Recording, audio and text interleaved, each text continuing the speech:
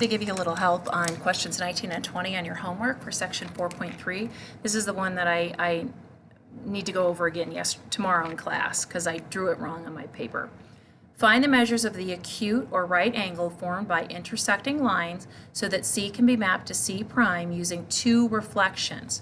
So they're basically saying, okay, here are my two lines, here's C, and I'm going to reflect C and then reflect it again to get C prime. Okay? And they tell us that if you rotate 84 degrees, so I could also do a rotation here, and this rotation would be 84 degrees. They want to know, what's this angle measurement going to be? So it's our rule backwards. Instead of doubling the answer, which I did in your notes, I made that mistake on that one, you want to divide it in half, so the angle is 42 degrees. So 19 and 20 are backwards problems.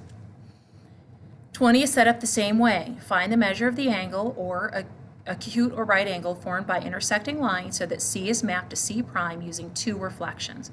So again, they're saying, okay, here's C prime, and somewhere in between I have two intersecting lines, so I'm going to go C and then to C prime. And then they tell us that I could also use a rotation of 24 degrees. So obviously my graph is not drawn to scale. 24 degrees is more like this.